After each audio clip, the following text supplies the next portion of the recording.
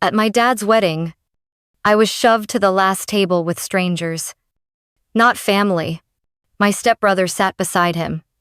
Proud and smiling, I just said, "Thanks for making this easy," and left. Weeks later, and they begged me back, but I'd already known he wasn't proud of me. The late afternoon sun slipped through the window in thin, tired beams, painting the dust in the air a warm Holden Haze. My living room was silent, except for the steady tick of the wall clock, each second echoing louder than it should have in a house. This still, I sat in my father's old oak chair, the cushion worn thin, the wood smooth from years of use. In my hands, I held a photograph. The corners were bent, and the colors had faded. But I didn't need the picture to remember that moment. It was the day we went fishing by the lake. Just the two of us. In the photo, my father, Henry, stood behind me, his hand resting proudly on my shoulder, his smile wide and genuine. Back then, I believed nothing could come between us. He was my anchor, the one who patched my scraped knees, fixed the chain on my bike, and stayed up late helping me build school projects that were more glue than structure. He used to say, "Rachel, as long as we've got each other, we're unbreakable." And I believed him with every ounce of my heart. But life has a way of proving you wrong when you least expect it. It started the day Margaret walked into our lives. She was elegant, with a confident smile and a voice that carried like she owned the room. She didn't just marry my father, she rearranged the air in our home. And with her came Lucas, her son from a previous marriage. He was charming, quick to tell stories, and always seemed to know the right thing to say to make my father laugh. It didn't take long before the dynamic shifted. Dinners became more about Lucas's achievements than anything else. My father's proud smile, the one I thought was reserved for me, started to belong to someone else. I told myself it was just an adjustment period, that things would settle. But deep down, I felt the balance tipping. I stared at the photograph in my lap, tracing my father's smile with my thumb. I wanted to believe it was still there for me somewhere, buried under all the changes, but a quiet voice inside me whispered that I was already standing on the outside of my own family. I had always thought blood was the strongest bond a person could have, but sometimes, family can make you feel like a stranger in your own home. It didn't happen all at once. At first, it was little things, a casual comment here, a dismissive glance there. My father had always been proud of my work as a nurse, or at least I thought he was, but somewhere along the way, that pride turned into something sharper, something that cut. "You'll burn yourself out in that job," he'd say with a smirk. Or, "It's not a real career. Rachel, you're just working for other people's families." He spoke like I had made a wrong turn in life, as if helping people every day wasn't worth anything at all. When Lucas came into the picture, it was like my father finally found the son he'd always wanted. I'd hear about Lucas's promotions, his business trips, his big plans for the future. Every story was told with that old warmth in his voice, the same warmth I used to know. I learned quickly that when the conversation turned to me, it would be followed by a sigh or a shake of his head. By the time the wedding came around, the gap between us felt like a canyon. The hall was filled with music and laughter, the kind that rattles glasses and carries over the hum of conversation. At the center table, my father sat beside Lucas, his face glowing in the candlelight. They clinked glasses with guests, sharing jokes I couldn't hear. From where I was, at the far end of the room, the sound was muffled, the light dim. My table was half empty, the white tablecloth bare except for a small vase of wilting flowers. I stirred the ice in my drink just to have something to do with my hands. Every so often, I'd force a smile when someone passed by. But no one lingered. The silverware clinked against my plate in a slow, lonely rhythm. completely out of sync with the music and the rest of the room. I watched Lucas throw his head back in laughter at something my father said. The two of them leaning toward each other, like they shared a private world. And maybe they did. My smile stayed fixed in place. But inside, I felt that same quiet voice again. The one that had been with me since Margaret and Lucas arrived, whispering that I didn't belong here anymore. That night was supposed to be about celebration. For me, it was the beginning of the end.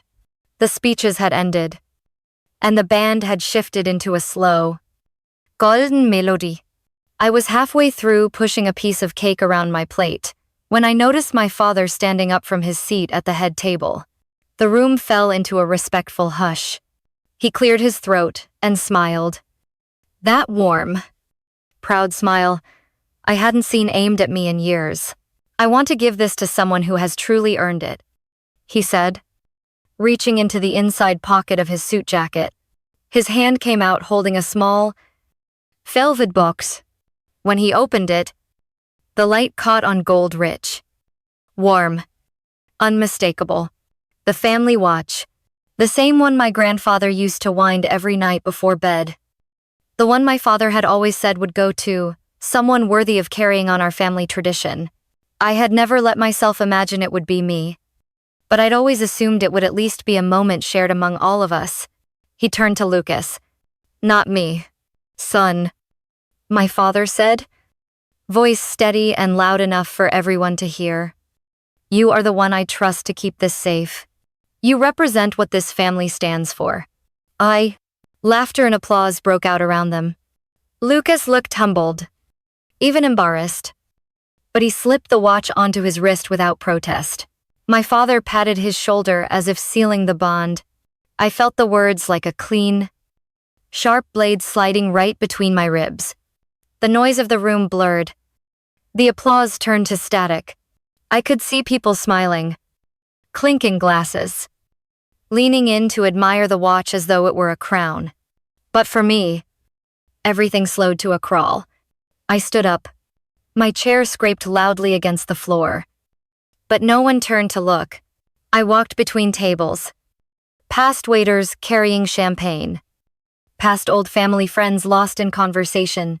My heels tapped against the polished tile, each step ringing clear. Cold. Final. The air outside the banquet hall was cooler, quieter, smelling faintly of rain on concrete. For a moment, I just stood there in the empty corridor, staring at the double doors I'd come through. Behind them, the laughter swelled again, muffled by distance. My hands trembled. Not from sadness this time, but from a rising heat that had been building for years. It hit me then that this was never about a watch. It was about everything that had led to that moment, every dismissive comment, every time I had been placed at the edges of the room, every smile that was meant for someone else. I walked to my car without once looking back, not because I didn't care anymore, but because I knew if I turned around, I might still try to stay, and I was done staying where I was not seen. That night, after I'd driven home in silence, I sat in my kitchen with a mug of tea gone cold. The clock on the wall ticked louder than it should have. I was still wearing the dress from the wedding, my hair still pinned, as though part of me hadn't caught up to the fact that I'd already left. The phone buzzed on the table, lighting up with a name I hadn't seen in months. Margaret. My father's wife. I let it ring once, twice, 3 times before I answered. "Rachel," she said, her voice smooth, sweet in the way sugar can hide the bitterness of coffee. "I heard you left early. That's unfortunate." I didn't answer right away. So she continued, her tone dipping into that familiar mix of warmth and command. "Family is everything. You know that. It's important you come back into the fold. We all need to be together." And I could almost see her in her immaculate living room, one hand holding the phone, the other gesturing as if she could will me back with enough insistence. There was always a softness to her words, but they wrapped around you like vines, beautiful to look at, but tightening all the same. I took a slow breath and stared at the tea. The faint ring it had left on the counter. "No," I said finally. My voice calm but steady. "Thank you. But no." And her silence crackled on the other end. "Are you sure you want to do this?" she asked. As if I were a child turning down vegetables. "Yes." And another pause. "This one, heavier." Then, "Suit yourself." And the line went dead. I set the phone down. Noticing my hand was no longer shaking, it struck me, sitting there in the quiet, how many times I'd bent myself into shapes that would fit their expectations, hoping one day they'd notice the effort. But the truth was, they'd never been looking for me. They'd been looking for someone who never questioned them, who played their game without changing the rules. I got up and unpinned my hair, letting it fall to my shoulders. The pins clinked softly in the sink, each sound a little lighter than the last. Outside, the night was still, the street lamps casting their patient glow on the empty road. For the first time in years, I didn't feel the pull to explain myself. I didn't draft speeches in my head or imagine the perfect words to make them understand. I simply let the silence settle. Somewhere deep down, I knew that phone call hadn't been an invitation. It had been a test, and I'd finally stopped trying to pass. The phone rang just as I was settling into bed, the glow from the bedside lamp casting long shadows across the room. When I saw my father's name on the screen, a familiar knot tightened in my stomach. Part of me hoped he was calling to say he was sorry, to bridge the widening gap between us.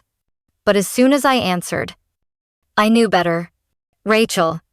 His voice was cold, sharp, like a winter wind cutting through bare branches. "You've made a terrible mistake. You're making me a disgrace." I said nothing, letting his words hang heavy in the silence. He went on, listing off all the ways I had supposedly failed him. How my stubbornness was a burden.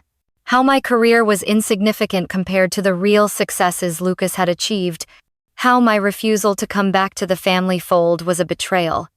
Not once did he acknowledge the years I spent working hard as a nurse, the sacrifices I made to care for others. Not once did he recognize the countless times I'd reached out, only to be met with cold shoulders or silent treatment. With every accusation, a strange calm grew inside me. The anger and hurt I'd carried around for so long began to unravel, replaced by a quiet clarity. I realized then that no matter what I said or did, he would never change his mind or see me as anything but a disappointment. That painful truth settled like dust. But instead of suffocating me, it set me free. I ended the call without a word, feeling an unexpected lightness as the line went dead. Weeks passed in a blur of ordinary days, until one evening the phone rang again. This time, it was Margaret. Her voice was urgent, tight with concern, or at least the kind she wanted me to hear. "Rachel, your father is very sick. He needs care. You should come in." She paused, as if weighing her next words carefully. "Of course. We expect you to help without charge, because he's family." And I closed my eyes and let out a slow breath. The phrase hung in the air, like a demand disguised as an invitation. I wanted to tell her that family sometimes means making tough choices, that respect isn't owed automatically, but earned, that love can't be taken for granted or forced. But instead, I kept my voice steady and professional. "I'm a nurse, Margaret. My time and skills are valuable. If you want, I can recommend someone to help your father." "Amen." There was silence on the other end, and then the unmistakable sound of a phone hanging up. That night, I felt a bitter taste settle on my tongue, but also a strange sense of relief. I wasn't responsible for their version of family anymore, not if it meant sacrificing myself. Weeks slipped by, blending into each other in a blur of quiet mornings and restless nights. I tried to focus on my work, of the steady rhythm of caring for patients, giving me a sense of purpose that family hadn't for a long time. But then the phone rang again. It was Margaret. Her voice was tight, urgent, like she was delivering bad news but trying to mask it with calm.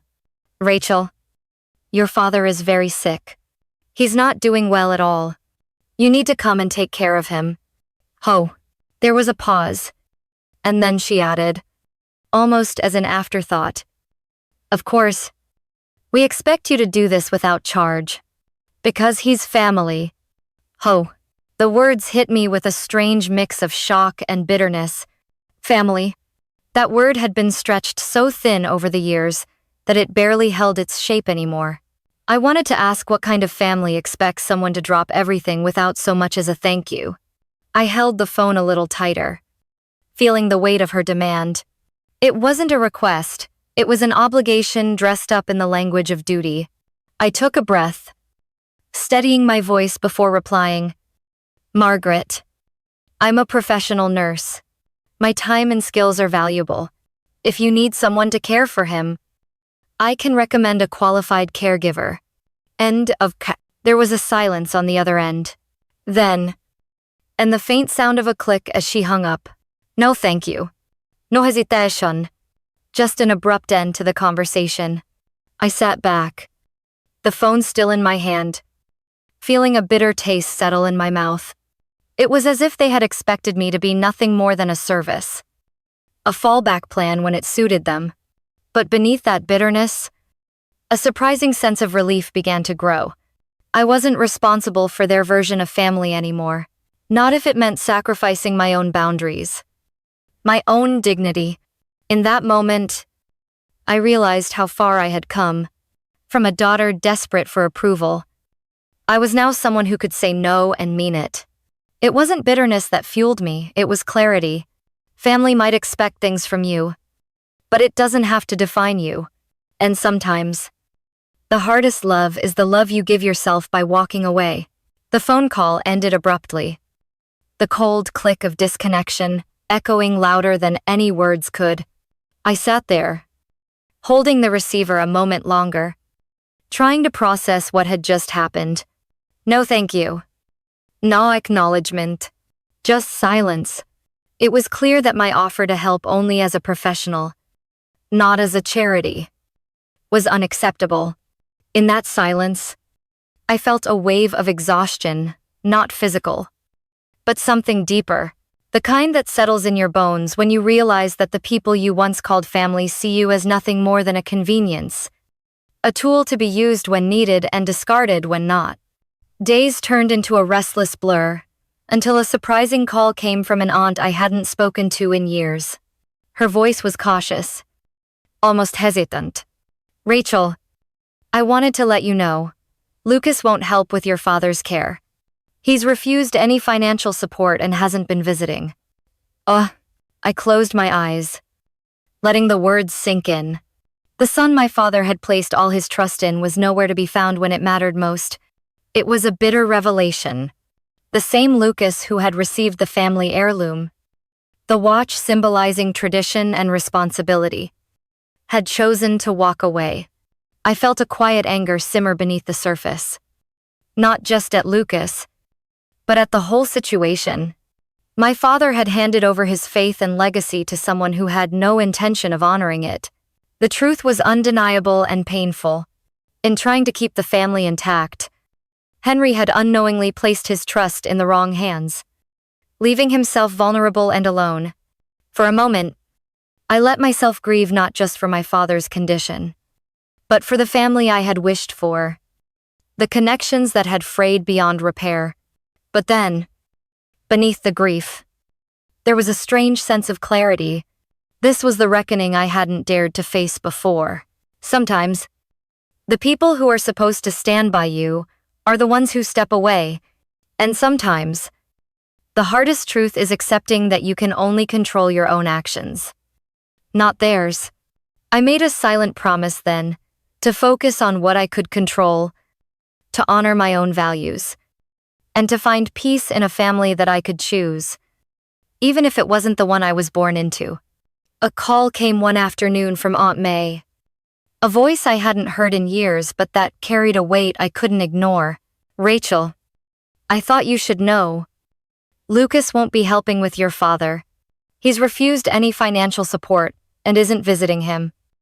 Ugh, her words hung in the air, heavy and sharp. I sat quietly, the phone still pressed to my ear, feeling a hollow ache settle deep inside me. Lucas, the man my father had entrusted with the family's legacy, the one who had been given that precious heirloom watch, was nowhere to be found when it mattered most. It was a bitter truth to swallow. I'd thought that family meant standing by each other, especially in the hardest times. But here was proof that sometimes blood isn't enough. For the first time, I saw the full picture: my father's misplaced trust in Lucas, a man who cared more about appearances than responsibility. Henry had hoped Lucas would carry the family torch, but Lucas had simply let it burn out. That realization was a sting, but it was also strangely clarifying. It was a moment where grief mixed with something like acceptance. I let myself feel the sorrow for what was lost, not just my father's health, but the family I had hoped for and the bonds that had unraveled beyond repair. I thought back to all those years of trying to fit into a family that wasn't really mine anymore. The efforts to win approval, to be seen and valued. And I understood that sometimes the people who are supposed to protect you can be the ones who abandon you. But even in that abandonment, I found a quiet strength. It was a reminder that while I couldn't control who showed up or who walked away, I could control my own choices and how I responded. That day marked a turning point, a shedding of old hopes tied to broken promises. I chose to honor my own values, to build a life based on respect, dignity, and peace. No matter what the bloodline said. Family, I realized, isn't just who you're born to, it's who stands beside you when it counts.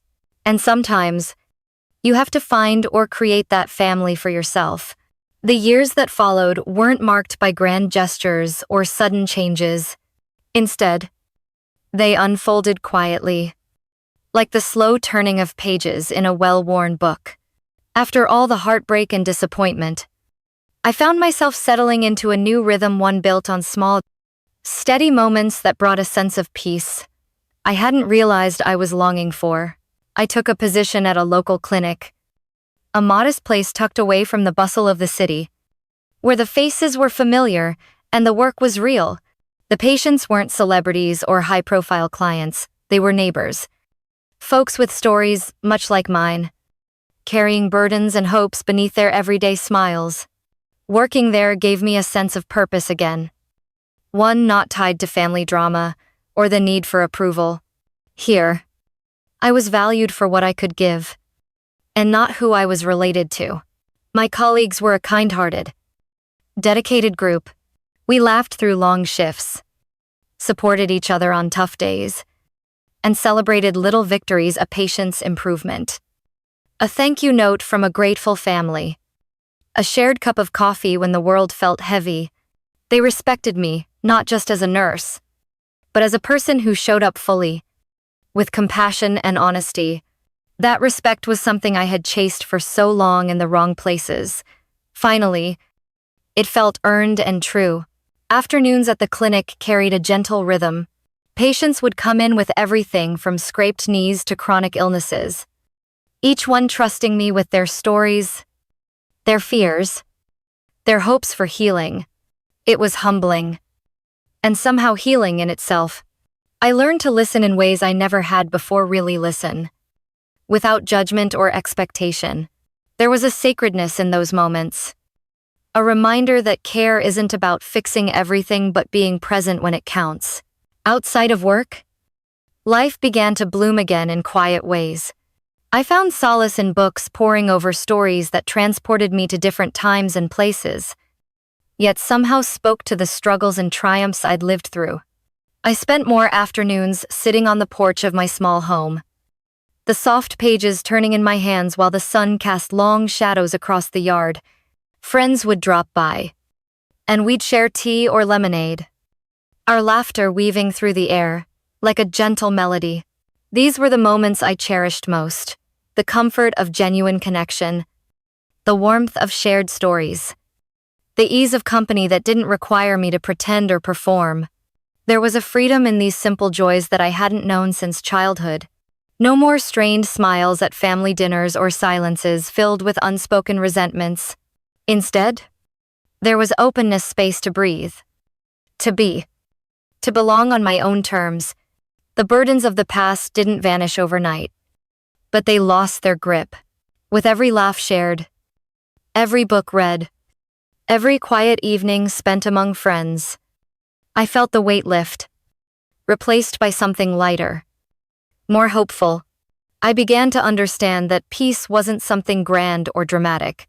It was subtle, like the steady tick of a clock in a quiet room, or the comforting hum of a favorite song playing softly in the background. It was the feeling of being rooted in a place that honored who I was, not who I was expected to be. In those years, I rebuilt myself not from shattered pieces, but from the lessons learned in brokenness. I learned that worth isn't given by others, it's claimed by us. In the choices we make every day, choosing kindness over bitterness, presence over absence, truth over pretense, choosing to honor myself, even when the world tried to convince me otherwise. And so, I settled into this new life, one filled with real connections, meaningful work, and quiet happiness, the kind of happiness that doesn't shout but whispers, steady and sure. It wasn't the family I dreamed of as a child, but it was a family of my own, making a family built on respect, love, and the freedom to live authentically. Looking back, I realize how far I've come, from the girl who sat alone in a dimly lit room, clutching an old photo, feeling like an outsider in her own family, to the woman who found peace in her own strength and the company of true friends.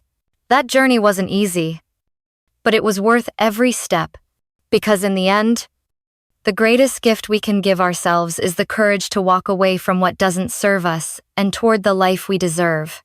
That evening, the air was calm and quiet in my small apartment, the kind of quiet that wraps around you like a soft blanket, inviting you to sit still and listen to your own thoughts. I had just finished dinner, the dishes rinsed and stacked in the sink, and was settling into the worn armchair by the window, a book resting lightly in my lap. I wasn't expecting anything, no calls, no messages, just the peace of the moment. Then, my phone buzzed, its sharp vibration breaking the silence. I glanced down, expecting maybe a text from a friend or an appointment reminder. Instead, my screen lit up with something far more sudden, stark, and cold. Your father has passed. No sender's name. No introduction. Just those 4 simple words. I stared at the message, blinked, and then sat there, still, as the room around me, the weight of those words settling into my chest. There was no rush of tears, no trembling hands or gasps for breath. Instead, there was only a hollow calm, a quietness deeper than the silence in the room, like the still surface of a lake, untouched by wind or wave. I had imagined this moment 1,000 times in my mind, but never like this, never so devoid of drama or fanfare. No funeral announcements, not tearful phone calls, no desperate last-minute reconciliations, just a cold text, sent from an unknown number, a stark and final statement. In that quiet, something shifted inside me. It wasn't shock, not quite sorrow either, more like the gentle closing of a long chapter. The closing of a door that had been hanging ajar for years. For so long, I had chased after a version of family that was just out of reach, a father's love, approval, an acceptance that never fully came. I had held on to hope, even as the cracks widened, even as the silence grew louder than any words could fill. But now, there was a strange peace in knowing that chapter was truly over. I didn't reply to the message. I didn't even hesitate to delete it. With a simple swipe, I erased the reminder of all the years lost, all the moments never shared. Then I blocked the number, severing the last thread of connection to that part of my past. And then I set the phone down. Life didn't stop for me that night. The world kept turning. The clock kept ticking. The rain began to fall softly outside the window, tapping against the glass in a quiet rhythm. I lay awake long into the night, thoughts swirling, not of anger or regret, but of reflection. I thought about the years of loneliness, the feeling of being unseen in my own family. I thought about the effort I put in. The love I tried to give, and the walls that remained unbroken. But I also thought about the life I had built since then, a life of my own making, a life filled with friendships that were real and honest, a career that gave me purpose and respect, a home filled with laughter and warmth. I realized then that peace wasn't about forgetting the past. It wasn't about pretending the hurt never happened. It was about learning to carry the scars without letting them weigh you down. That night, I made a choice, not out of bitterness, but out of love for myself. I chose freedom over resentment. I chose to let go of the expectations that had held me captive for so long. And in that freedom, I found a kind of grace. There was a time when I believed that having nothing left meant losing everything, that it was a cruel, empty place where hope had died and love was just a distant memory. But what I've come to understand is that having nothing left can be the kindest gift of all. It isn't cruelty. It isn't punishment. It's peace. For years, I ran after approval like a shadow chasing the sun, always just out of reach. I waited for apologies that never came, for love that felt conditional and fleeting. I tried to fit into a family that no longer recognized me, hoping that if I just tried a little harder, maybe one day I'd belong. But that chase wore me thin. It left me hollow, exhausted, and afraid. Afraid that if I let go, I'd lose everything. And then one day, I realized I had already lost it all, and that was when I finally found myself. Choosing to live for myself was not an act of defiance, but an act of self-respect. I stopped waiting for words or gestures that might never arrive. I stopped trying to repair bridges that were built on shaky foundations. Instead, I built new paths. Paths that led to freedom, to kindness, to authenticity. I learned that sometimes the most powerful thing you can do is walk away, not to punish, but to protect your heart. I learned that love doesn't have to come wrapped in apology or regret. Sometimes, love is simply choosing to let go and move forward. And in that choice, I found a quiet strength I didn't know I had. To those watching this, I want you to know, when someone shows you who they are, believe them. Don't waste your precious time hoping they will change. Don't hold your breath waiting for an apology that will never come.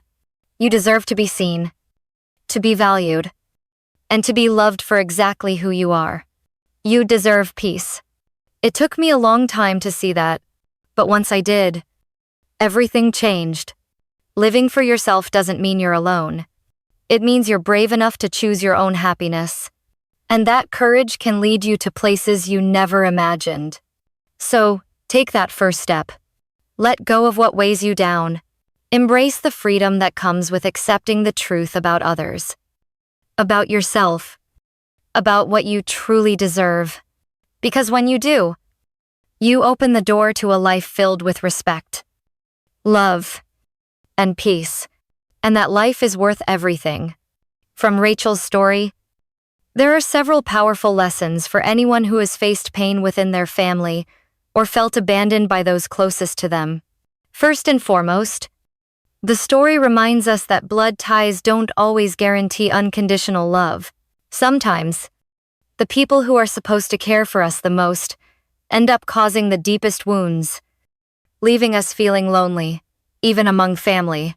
The key takeaway is learning to recognize when a relationship becomes toxic and no longer deserves our effort to hold on. Rachel endured a lot of heartache, trying to earn her father's approval and love. But eventually she realized not everyone can or will change. Holding on to hope for an apology or acceptance that may never come can drain your time, energy, and peace of mind. The greatest lesson in her journey is the freedom that comes from putting yourself first. Rachel chose to live for herself, finding happiness in meaningful work, genuine friendships, and true respect, rather than clinging to broken family ties.